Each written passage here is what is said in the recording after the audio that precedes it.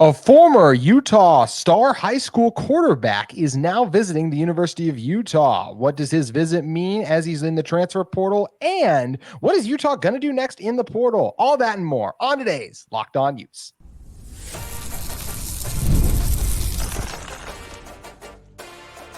You are Locked On Utes, your daily podcast on the Utah Utes. Part of the Locked On Podcast Network, your team every day.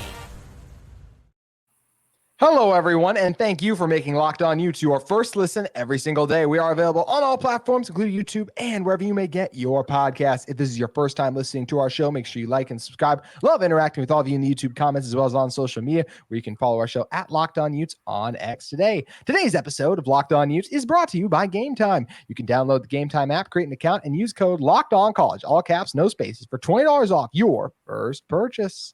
My name is GT Wistrcill, former intern inside the University of Utah Athletic Department. Excited to be joined by a friend of the show, Mitchelle Bodkin of KSL Sports Today. And Mitchelle, there's been a lot of talk of, will Utah look for the transfer portal to add another quarterback? And I have said for a while, probably not, because I thought Isaac Wilson looked really good in the game. And I thought Brandon Rose has shown enough where I feel confident about him as being the backup quarterback too. But the truth is, with the quarterback position, you can never have too many because you never know what's going to happen. Hence what we saw last season when Utah really got desperate in a couple of situations. So it makes sense to me that they did this past weekend host McCae Hillstead, who he's the former quarterback of Skyridge High School. He had a ton of success in college, and now he's going on, won a state championship actually too, went on to Utah State, had a really nice first year, only appeared in a couple of games before getting hurt, but 1,000 yards, hit 11 touchdowns, threw a couple of interceptions. But whenever you're playing that young, all I want to see are the flashes. And the fact that he threw for over 1,000 yards and only played in 5 games is what leaves me extremely encouraged. I mean, this is a guy who I think does have the potential to do some really nice things coming up here because in his future of his college career, because the flashes were nice. And if this is a guy, if Utah were to bring on, I think he would bolster the quarterback room because, once again, I like the flashes we saw early on. So I think Utah's interest here makes a lot of sense. Yeah, I mean, at this point, Utah's in a place where they're just trying to make themselves better wherever they see fit. And as you mentioned last year, they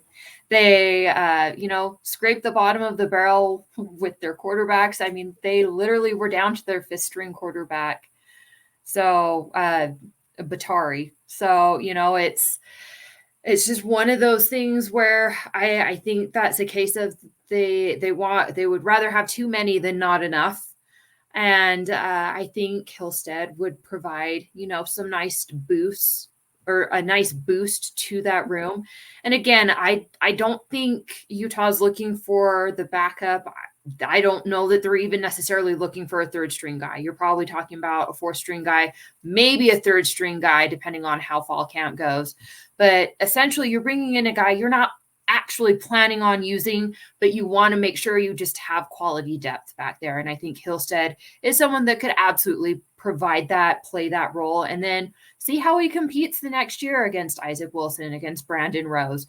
And if it goes well and he jumps them, then great. And if not, then hopefully he wants to stay and, continue to be kind of in a backup role. Yeah, it makes, as you mentioned, because of his age and how young he is. And I will go back. He actually played in 8 games last year, so I misspoke earlier, but had some really special moments in performance, hence the reason why we're excited about him. And I think, Michelle, we both got a chance to see what he could do at the high school field as well. It was a guy that we always thought could maybe go on and do some things. He's never been the tallest guy. He's listed at 5'10" here, but you could just see the traits were there and what made year one a successful one for him at the collegiate level. And to your point, yeah, it would be very hard. I'm trying to remember the last time we saw it. You would probably be better at this than me, but we saw a quarterback come in the spring, and then he was became the backup quarterback, even things of that nature too. It's just not really how this Utah team kind of operates. So that's where I think it's hard to see him doing that right away. Now, from McCae's standpoint, if he thinks he's better than Isaac Wilson and Brandon Rose, which more than likely when you are a quarterback, or just a guy in general, you're a competitor, you're going to think you're the best one. So if you see an opportunity to lead an offense like Utah, I think it makes a lot of sense why he would want Utah, because he's like, okay, well, after Cam leaves, if I just have to sit 1 year, maybe this is the year I can use my red shirt since I didn't use it last year. Then I can be the guy going forward and have all these weapons at my disposal, because this Utah offense is, we've been talking about for the past few weeks on this show, has really amped up the amount of receivers they've had. And it just seems like this offense is going to do a good job continuing to evolve with the current state of college football. So it makes a lot of sense to me why McCae and several quarterbacks who are going to, maybe even next year after Cam leaves, will really consider Utah as an option in the transfer portal, because I do think this offense is becoming more quarterback friendly as it evolves to match what the state of college football currently looks like. Absolutely. And I mean, look, this Utah team has proven that they're winners, and who doesn't want to win? You have a great defense almost year in, year out, like clockwork. Doesn't matter who goes to the NFL. You know, they always just reload. And I feel like if you're an offensive guy, you look at that and you're like, you know what, that at least gives me a shot. That always gives me a shot. But then you start seeing this team start taking offense a lot more seriously. And it's not just this season that we've seen that. This has been a trend probably since about 2018, 2019, that we've seen them slowly kind of revamp, reimagine, be a little more aggressive on offense. Tyler Huntley, I think, is where you can really kind of pinpoint a turning point for them. And then, of course, you have Cam kind of take over shortly after that, and the emergence of the tight ends. And, of course, the running back room has always kind of been a strength for this Utah team. But now we're seeing them take it to that next level, which we've said for a couple of years they've needed to up the ante with the wide receivers. And I think they're doing that. And when you do something like that, when you draw that kind of talent in the wide receiver room, you're also going to draw, I think, equal interest in quarterbacks. And maybe they don't come in necessarily this year because, they're sitting behind Cam unless something awful happens. Do you want to roll the dice on sitting behind someone? It probably depends on how realistic your expectations of yourself are. So, but I think they have a couple of young guys in the room that have the potential to be really great, and they have the opportunity to learn behind one of the best to have ever done it at Utah in Cam Rising. And then, if you can bring in just another guy, just essentially an insurance policy for yourselves, I think that puts you in really great shape to do the things that everybody is kind of saying you're maybe capable of doing in 2024. Yeah, this team's ceiling is extremely high, and it's not just because of Cam Rising, but like we've kind of talked about, all the other players who are going to be supporting him as well. And obviously that defense, when you're an offense, you want to score points, right? And when you have a defense that's going to continue to give you the ball back quickly because they're going to force 3 and outs as well as force turnovers and give you shorter field, that's where it makes a lot of sense that this Utah team is going to be an attractive destination for transfer quarterbacks. And it is still crazy, as we've talked about a little bit now, just to think like we are considering like QB3 and QB4 viable options, because that's where we did get to last year again. It was just so crazy to watch it play out. And you never bank on something like that happen, but that's also why you have to hope for the best and prepare for the worst. And that's what we've seen Utah do in the past. So, and McCae is yet again another guy too who will have a chance to do some really strong things at the collegiate level after already given a brief sample of what his future at this level could potentially look like. So Utah's interest makes a lot of sense. His interest in Utah is going to be far from the only school interested in him. So we'll continue to monitor the cycle with McCae Hillstead, who did already win a championship. It was a state championship, like we talked about, inside Rice-Eccles Stadium. So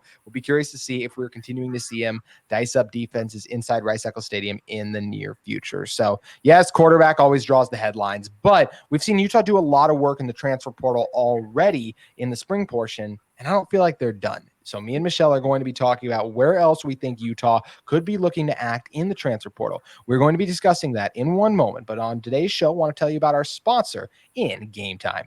Gametime is now an authorized ticket marketplace of Major League Baseball, which makes getting tickets even faster and easier. Prices on the Gametime app actually go down the closer you get to first pitch. They have great last-minute deals, all-in-price views from your seat, and their low price guarantee. Gametime truly takes the guesswork out of buying MLB tickets. You can pick out any specific game or matchup you'd love to attend and find those great deals, whether it's flash deals or zone deals. You can save up to 60% off buying last-minute sports, comedy, concert, theater, and just etc. events near you. How about those flash deals too? You save even more with exclusive in-app deals on select seats ahead of the game or event. You can also find their low price guarantee, where Gametime will credit you 110% of the difference. And I haven't mentioned my favorite feature yet, the seat view, because you can click on it and see exactly what kind of a view you will be getting, so you know exactly what you're in for when you attend. And your purchase is also covered with the most flexible customer service policy in the ticketing industry. So take the guesswork out of buying tickets with Gametime. You can download the Gametime app, create an account, and use code LOCKEDONCollege for $20 off your first purchase. Terms apply. Again, create an account and redeem code LOCKEDONCOLLEGE for $20 off. Download the Gametime app today. Last minute tickets, lowest price guaranteed. I also want to talk to you all about another sponsor of our episode of Locked On Utes today. It's our friends at FanDuel Sportsbook.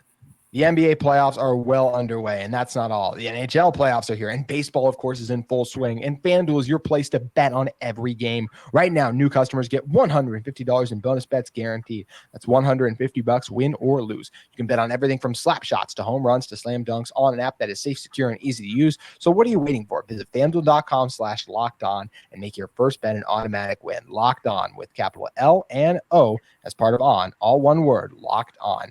When you head over, you can check out the great odds and game actions. We saw last night, we're seeing a great series go on between the Knicks and 76ers. So many other fascinating postseason matchups. The Bucks are getting it done without Giannis so far. The Cavs are really taking it to the Magic currently. Where are you feeling the games are going to turn out next? That's where you can head over to FanDuel today and capitalize on your intuition. So head over to FanDuel now and get in on all the great action at FanDuel Sportsbook. All right, Michelle, talking about what will Utah do next in the portal? They've added a defensive end. They've added another receiver. They've seen safeties depart, offensive linemen depart, wide receivers depart, and I might be forgetting something else off the top of my head, but that's kind of how it works in the portal. There's a lot that comes in, a lot that goes out. As for what Utah will do next, I'll just stick to what I said at the start I thought Utah would do. I still feel like this team is going to look to find a veteran linebacker. I just think with the loss of Le'Veon Damuni, you'd like to have a guy who has played a lot of high-level collegiate ball to then be able to come in and back up your two extremely talented linebackers in Lander Barton and Karene Reed.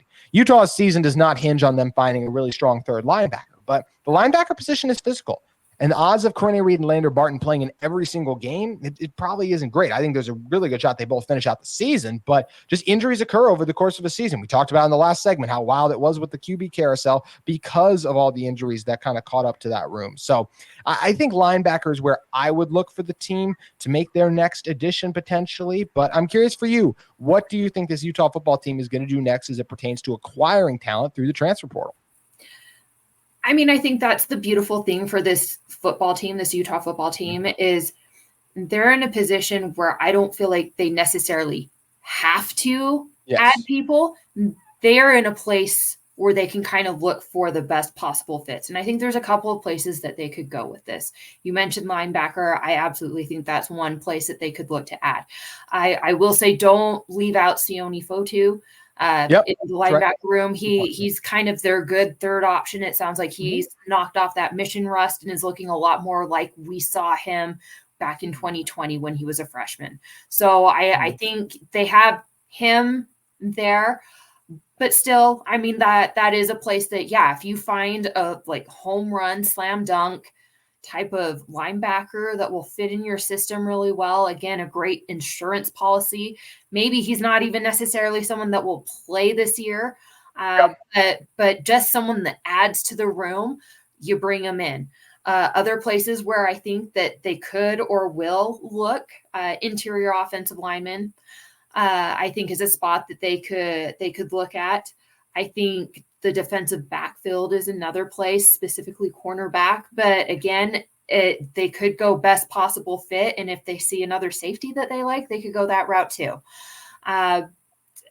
Looking around as well, the one thing I kind of do expect is I'm expecting another wide receiver to come in. Oh. We'll see how that goes. And to be honest, I don't know who it is. but it just feels like I got some hinties, nudgies that there's another guy that they're kind of looking at or expecting, or maybe they think there's another guy that will come up that they're looking at and expecting. And then the other place that I think you could possibly see them maybe try to bring someone in is the running back room. And again, it's not because they have to, but if you find a really great fit for that room, why not do it? Because you're essentially shooting for the stars this season. You think you have a great chance at a conference championship in your new conference. You think you have a great path to the college football playoffs. So why not, where you can, make sure that you fill in holes, bring in the best talent you possibly can, and just go do the damn thing. I think that's Utah's attitude. Looking at this spring transfer portal, it's who can we bring in that will make us better, and let's go do the damn thing. Absolutely agree, because this is a Utah team that is in such a great position where, yes, Coley, the center from last year's team, he left, but we've seen reports that he might have even gotten beaten out on the depth chart, right? So that's where it's even like this Utah team just doesn't really. Utah State just lost Paul Fitzgerald. He was their leader in sacks last year. That's a tough loss. Where did he go? He came to Utah.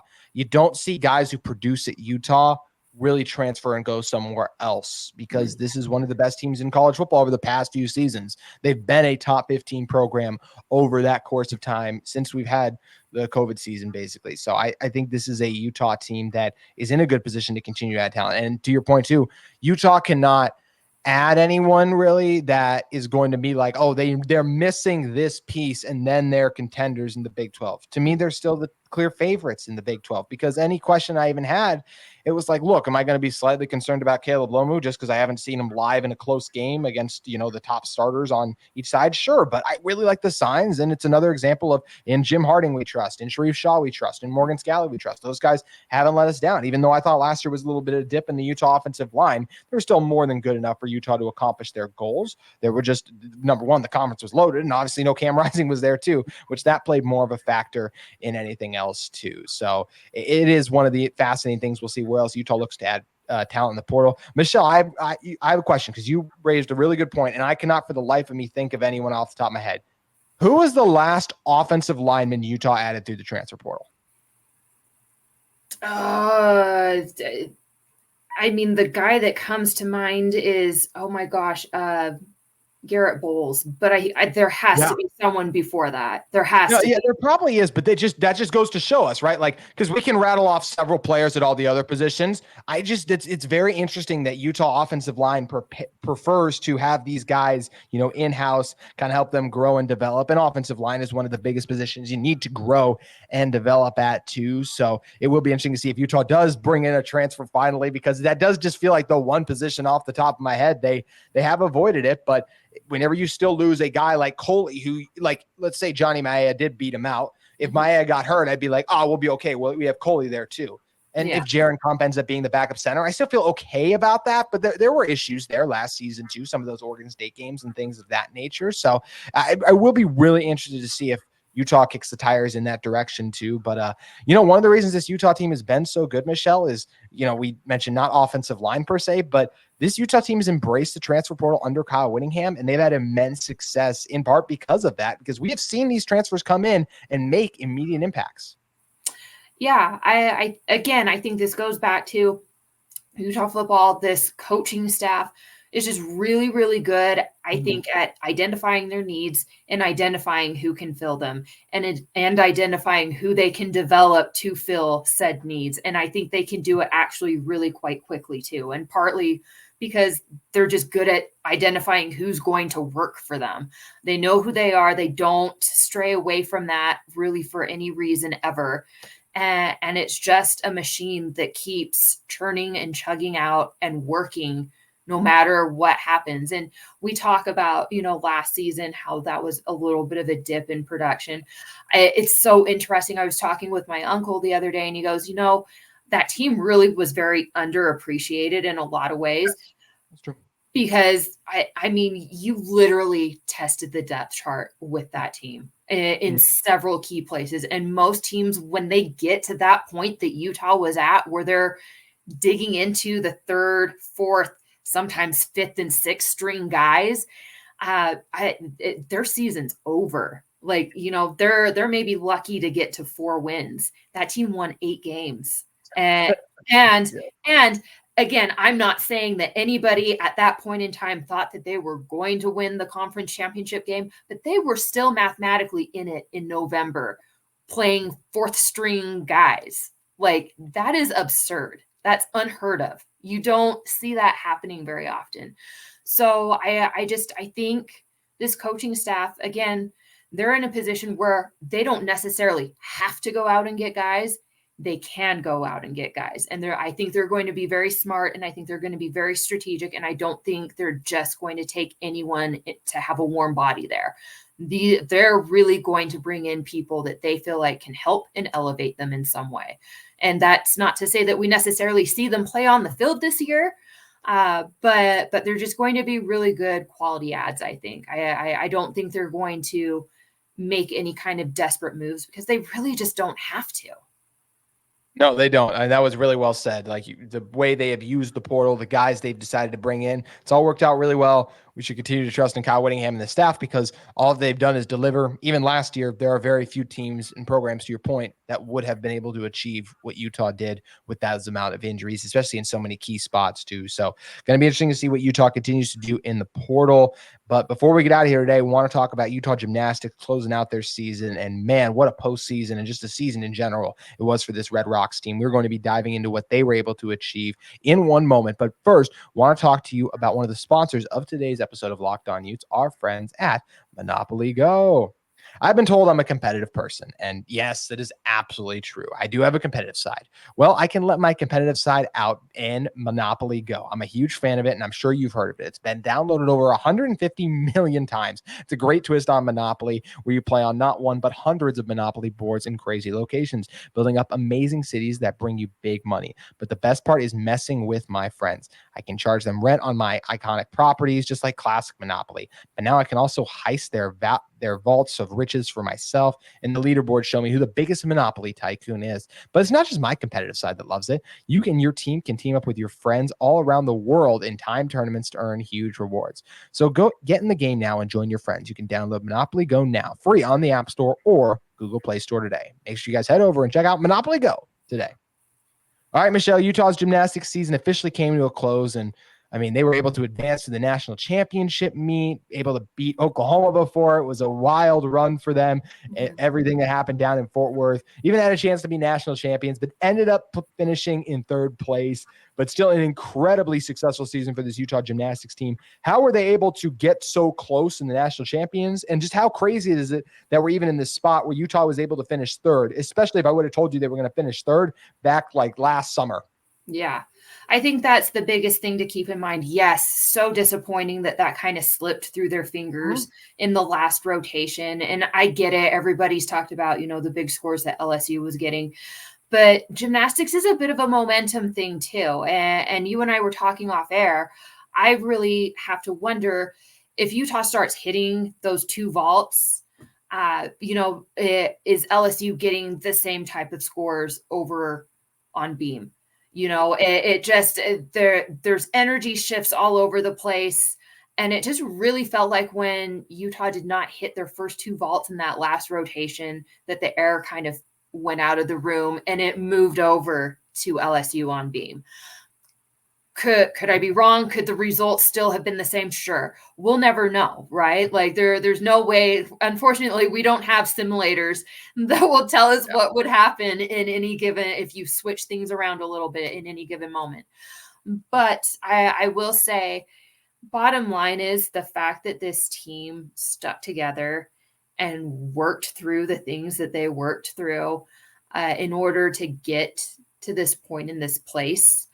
To be able to finish 3rd and be in that final round for the national title is pretty incredible when you think about it. I mean, you have all the drama with former teammates and your head coach, and then the head coach leaving about a month before your season starts and trying to figure out who the next head coach is going to be. And you're dealing with an interim head coach who eventually becomes your head coach just outright in Carly Dockendorf, who I thought did a phenomenal job in keeping everything together, keeping everyone calm, just bringing a really positive, confident, calming air to the room and to the team. I thought she was lights out this year. And I don't know that there's very many people that could have managed that as well as Carly did.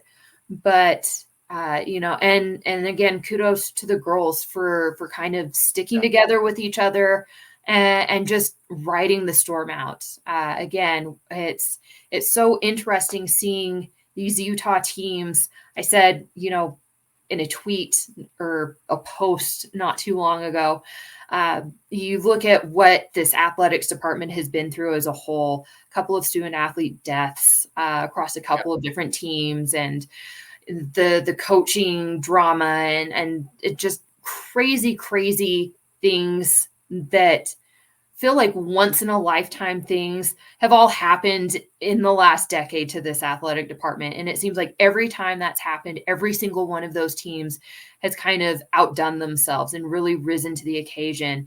You look at what happened with Lauren McCluskey in 2018. That track and field team had one of their best finishes ever after that. You look at what Utah football did off the hills of Ty Jordan and Aaron Lowe. And again, unprecedented success. And now this gymnastics team. And it'll be interesting because Utah women's basketball had their own little bout of drama. But we have to wait until the following year to see kind of how they deal with that and come together through that experience. But it just a resilient group, a resilient bunch. And I hope fans appreciate them, and I hope fans are super proud of them, because that was a difficult situation to manage. I think more so than most realize.